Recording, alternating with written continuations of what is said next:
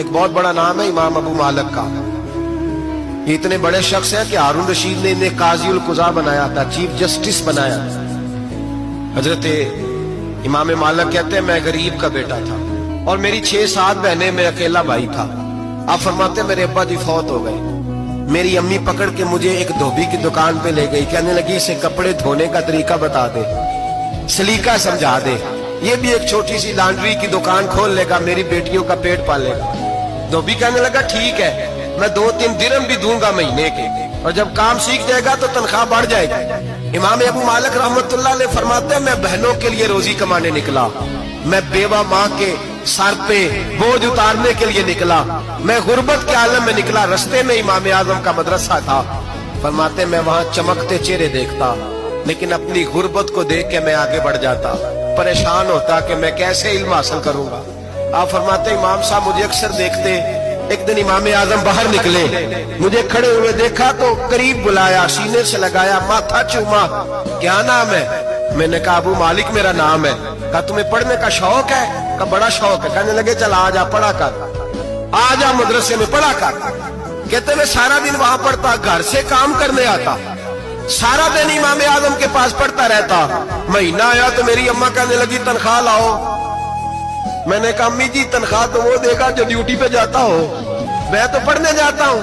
कहते अम्मा घर से निकली और बड़े गुस्से के साथ निकली, कहने लगी मौलवी ने मेरा बच्चा खराब कर दिया, मेरा बच्चा खराब कर दिया, मैं काम पे भेजती थी, इसने किस चक्कर में डाल दिया, मसलों से भी कभी पेट भरा है, काम भी तो करने चाहिए ना।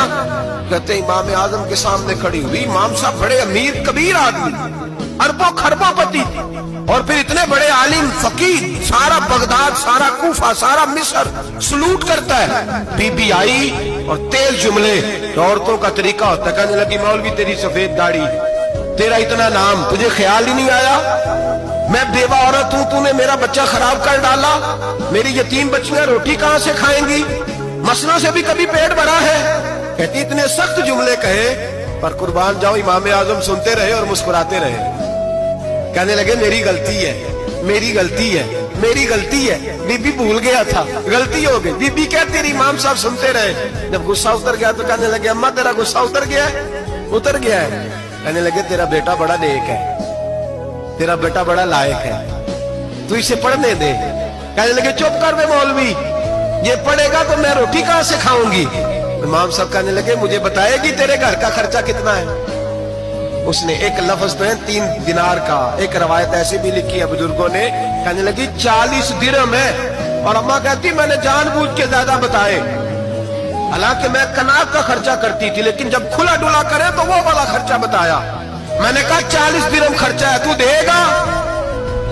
कहते इमाम आजम कहने लगे अम्मा तुझे लेने नहीं आना पड़ेगा, पहली से पहले तेरे घर में पहुंच जाया करेंगे, यकम से पहले आएंगे। हजरत सैयदना इमाम आजम अबू हनीफा रहमतुल्लाह अलैह 1 दिन नहीं, 2 दिन नहीं, 4 दिन नहीं, 5 महीने नहीं, 20 साल तक, कहना आसान, बोलना आसान, सुनना आसान, 20 साल तक इमाम अबू मालिक के घर में खर्चा देते रहे, वो पढ़ते रहे। अम्मा कहने लगी तू मेरे बेटे को लगा तो लिया है, तो पढ़ के बनेगा क्या? हजरत इमाम आजम फरमाने लगे बादशाहों के तख्त पर बैठकर बादशाहों के साथ खाने खाया करेगा, उनके साथ बैठ के हलवा खाएगा, वक्त आएगा तू देखेगी। कहते मेरे इमाम इंतकाल कर गए, वक्त बीत गया। हारून रशीद ने मुझे बुलाया बगदाद में और कहा मैं आपको चीफ जस्टिस बनाने लगा हूं। कहते मैं खुशी से सजदे करने लगा, मैं चीफ जस्टिस बना। मैंने अपनी अम्मा को खत लिखा कि अम्मा बगदाद आ जा, तेरे बेटे को अल्लाह ने बड़ी शान अता कर दी है। फरमाते हैं हारून रशीद की बीवी बड़ी औलिया की, उलमा की बड़ी फरमा बरदार थी, मोहब्बत करने वाली थी। उसने हलवा बना के भेजा, खाना बना के भेजा। हारून रशीद तख्त पे बैठ के खाने लगा तो कहने लगा इमाम साहब आप भी यहीं आ गए मेरे साथ। कहते एक कोने में वो बैठ गया, एक में मैं बैठ गया, बीच में खाना रख लिया। इतनी देर में मेरी अम्मा भी पहुंच गई।